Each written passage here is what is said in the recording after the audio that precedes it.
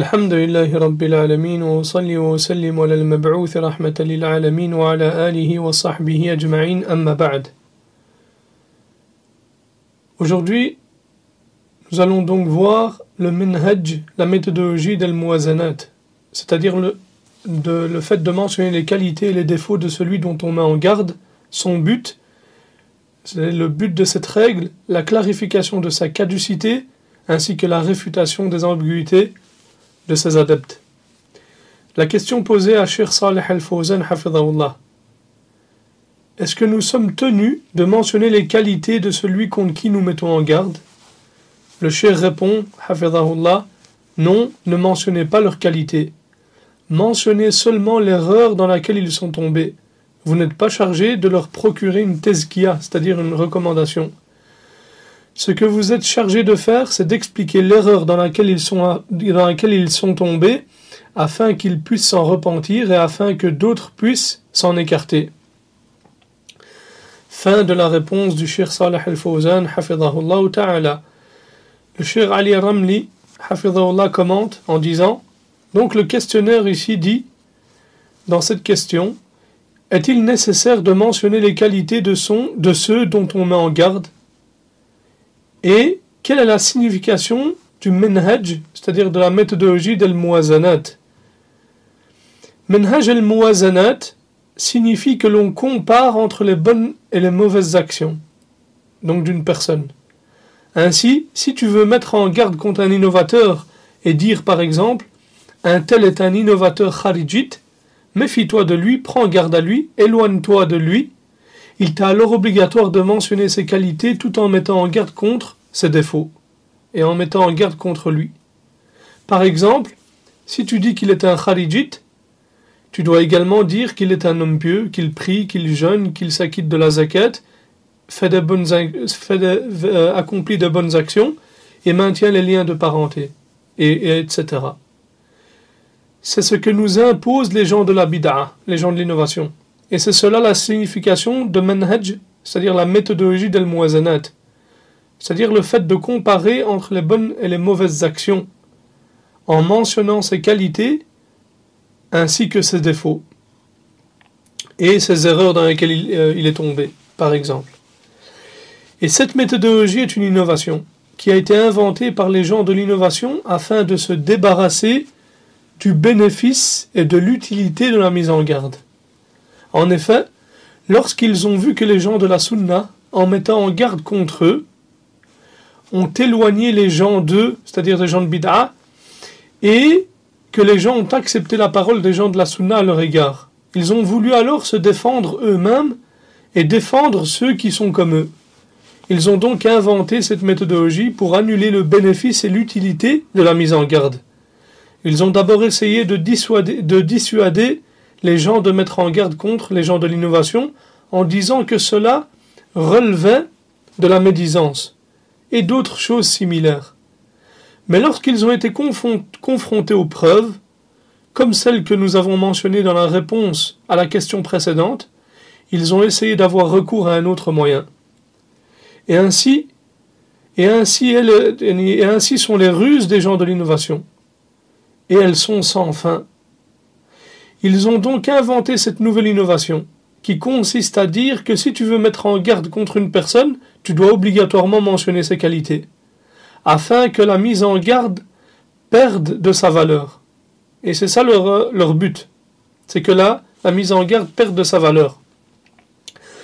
Car lorsque tu mets en garde contre une personne, tu veux par cela que les gens prennent garde à elle, et qu'elle ne l'écoutent pas, qu'elle ne le suivent pas, et qu'ils aient peur pour leur religion, et qu'ils s'en éloignent pour ne pas tomber dans son erreur ou dans l'erreur à laquelle il appelle, ni subir ses conséquences. Mais si tu dis aux gens, par exemple, un tel est un innovateur, mais c'est un homme pieux et bon, à quoi sert alors à ce moment-là la mise en garde? La mise en garde n'a plus aucun bénéfice ni plus aucune valeur, car les gens diront, surtout les gens du commun et de la masse, ils diront: Masha'Allah, s'il a toutes ces qualités, alors ce défaut n'est pas important. Oublions-le. On ne retient que ses qualités, on délaisse ce défaut-là et cette erreur-là dans laquelle il est tombé. Et cette chose-là, on l'entend dire, cela vient également des gens de l'innovation. On entend ça des gens de l'innovation. Et surtout par les laxistes, qui disent « Vous négligez toutes ces qualités pour une seule faute ». C'est ce qu'ils disent. Et lorsque cette règle est propagée parmi les gens de la masse, et qu'ils entendent de toi des mises en garde ainsi que des éloges, quel sera le résultat ? Il n'y aura plus d'intérêt dans la mise en garde. Et c'est cela qu'ils cherchent à atteindre. C'est cela que les gens de l'innovation cherchent à atteindre.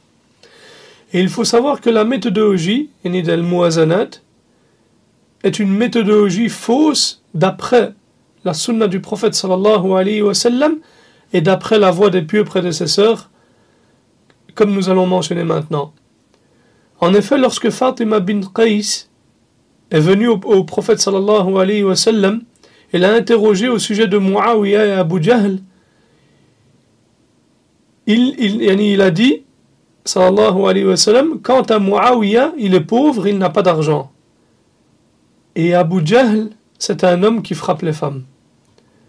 Est-ce que, dans ce contexte, est-ce que le prophète sallallahu alayhi wa sallam a mentionné les qualités de ces gens-là, de ces deux compagnons, alors que c'était des compagnons du prophète alayhi sallam? Non, il ne l'a pas fait. Bien qu'ils soient des compagnons, Muawiyah radiyallahu anhu était le scribe de la révélation. Mais malgré cela, le prophète sallallahu alayhi wa sallam n'a pas mentionné ses qualités dans ce contexte, car il s'agissait d'un contexte de mise en garde, et non de louange ou d'éloge. Il y a donc une différence entre les contextes. L'interrogateur ici te questionne à son sujet pour savoir s'il peut prendre de lui ou s'en méfier. Tu mentionnes alors ce qui le concerne et tu mets en garde contre lui. Quant au fait qu'il soit musulman, qu'il prie, jeûne et s'acquitte de la zakat, c'est la norme pour tout musulman. Il n'est donc pas nécessaire de le mentionner. Ce qui est important, c'est de dire ce pourquoi ou ce contre quoi il doit faire attention et s'éloigner. Voilà la sunna du prophète sallallahu alayhi wa sallam. Et il existe de nombreuses preuves à ce sujet. Quant au récit des pieux prédécesseurs, ils sont trop nombreux pour être comptés. Et les adeptes de cette méthodologie reposent leur argumentation sur deux preuves, qu'ils considèrent eux comme des preuves. La première preuve, c'est le hadith concernant les kharijites, les khawarij. Ils disent, regardez comment le prophète sallallahu alayhi wa sallam a dit les concernant. L'un de vous méprisera sa prière en comparaison avec la leur, et son jeûne en comparaison avec le leur. Ils récitent le Coran, mais celui-ci ne dépasse pas leur gosier. Les adeptes de cette méthodologie disent, ici le prophète sallallahu alayhi wa sallam a mentionné leur qualité, c'est-à-dire au khawarij, à savoir la prière, le jeûne, la récitation du Coran, qui sont des actes des plus louables, et pourtant il a mis en garde contre eux. Donc selon eux, il a regroupé entre les bonnes actions et les mauvaises actions. On leur répond, cette parole est fausse, et c'est une erreur dans l'argumentation qui résulte d'une passion véritable. Certains de ceux qui utilisent cette preuve savent que cela ne convient pas dans l'argumentation. Mais voilà ce que la passion fait de son adepte. Il finit par choisir n'importe quelle ambiguïté pour en faire une preuve à laquelle il s'accroche. Et telle est leur méthodologie. Le prophète sallallahu alayhi wa sallam n'a-t-il pas dit, et à la fin du hadith, si vous voyez ceux qui suivent ce qui est, qu'il dit dans un hadith, si vous voyez ceux qui suivent ce qui est équivoque, ce sont eux qu'Allah a désignés, alors méfiez-vous d'eux. Car c'est un signe des gens de l'innovation, le fait qu'ils suivent et qu'ils s'attachent aux paroles équivoques et délaissent les paroles claires et explicites. Ainsi, l'un d'eux délaisse les preuves claires et explicites et se tourne vers des preuves équivoques, bien que cela ne soit pas le cas ici. On ne peut même pas considérer ça comme une preuve. Et le prophète sallallahu alayhi wa sallam a mentionné ces caractéristiques pour les critiquer et mettre en garde contre eux, et non pour faire leurs éloges. Certes, la prière, le jeûne et la récitation du Coran sont des actes louables, mais comme cela ne leur a été d'aucune utilité, cela devient un blâme plutôt qu'une éloge. Le prophète sallallahu alayhi wa sallam n'a-t-il pas dit dans le hadith, ils récitent le Coran, mais ils ne dépassent pas leur gosier. Cela signifie qu'ils n'en tirent aucun bénéfice de la récitation de ce Coran. Ce n'est qu'une simple récitation sans effet, sans impact et sans influence. Et c'était leur situation apparente. Et le prophète sallallahu alayhi wa sallam a mentionné ces choses pour mettre en garde et non pour mentionner leur qualité. C'est là une leçon bénéfique importante pour toi, ô serviteur d'Allah. Si tu vois chez un innovateur des qualités et des vertus, ne te laisse pas tromper par celle-ci. Car tel est le sens de la parole du prophète sallallahu alayhi wa sallam. Imagine-toi face à un kharijite et observe sa situation, telle que le prophète sallallahu alayhi wa sallam l'a décrite. Prière, jeûne, larmes pendant la nuit. Quelle serait ta réaction? Tu dirais, Masha'Allah, il est impossible que cette personne soit un kharijite ou qu'elle suive une fausse voie. Tu te laisserais alors tromper et tu serais égaré. C'est pourquoi le prophète sallallahu alayhi wa sallam t'a mis en garde contre cela. Si un homme est dans l'innovation, ne te laisse pas tromper par ses œuvres pieuses, car certaines personnes accomplissent des actions dont elles ne tirent aucun bénéfice, comme l'a mentionné le prophète sallallahu alayhi wa sallam à propos des kharijites. Regarde qu'est-ce qu'il a dit, il s'adressait aux meilleurs des gens, à ses compagnons, qui sont les meilleurs des gens après les prophètes. Et il dit, vous mépriserez vos prières par rapport à la leur. Vous mépriserez vos jeûnes par rapport à leur jeûne. Et pourtant, le prophète sallallahu alayhi wa sallam a mis en garde contre eux. Ainsi, il devient clair qu'ils n'ont aucune preuve concernant leur méthodologie d'Al-Muwazanat, car cela a été mentionné pour la mise en garde et non pour énoncer les qualités. La récitation du Coran, la prière et le jeûne sont bénéfiques et bonnes si elles sont exemptes d'innovation et si la personne suit la sunna. Alors elles sont des actes pour lesquels une personne est complimentée.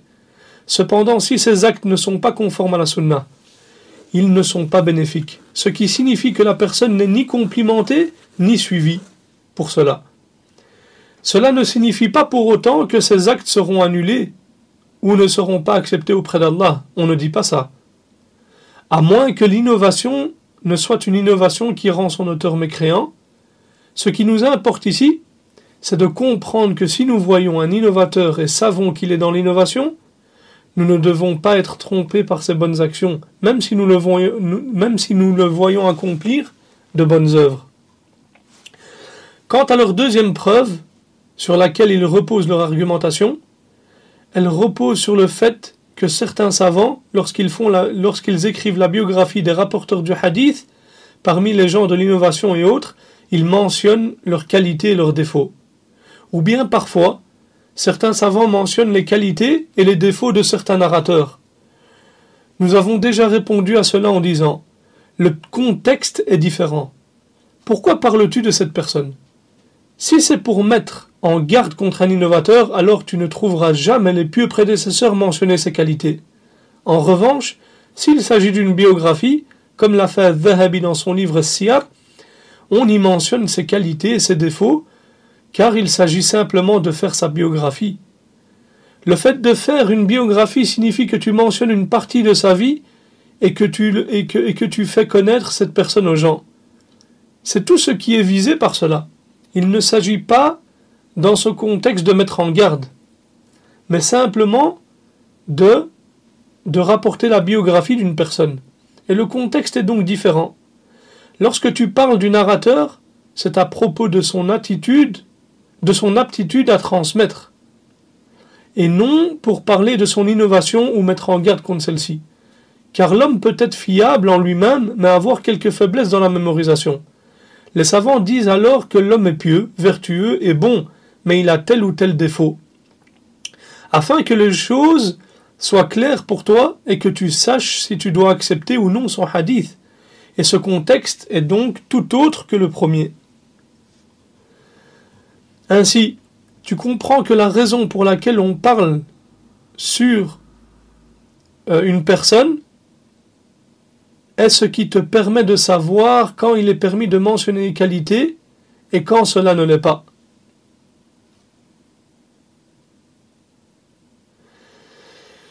C'est que si tu parles d'une personne pour mettre en garde contre son innovation, alors ne mentionne que les défauts.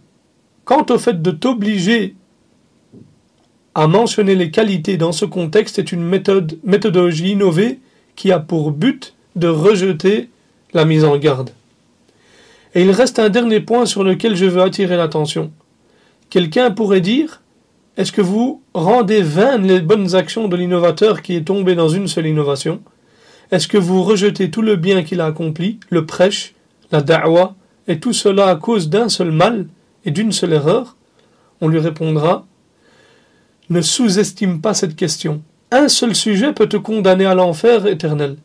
Un seul sujet peut te faire entrer en enfer pour des siècles, pour des années. Un seul sujet peut te rendre pervers dans cette vie d'ici-bas. Et un seul sujet peut nécessiter la peine de mort. Ce seul sujet que certains pourraient considérer comme insignifiant peut avoir des conséquences immenses. Ce sont tous des jugements religieux avec de nombreuses preuves du Coran et de la Sunna. Est-ce qu'Allah a rendu vain toutes ces bonnes actions, a rendu vaines toutes ces bonnes actions à cause d'un seul sujet? Oui.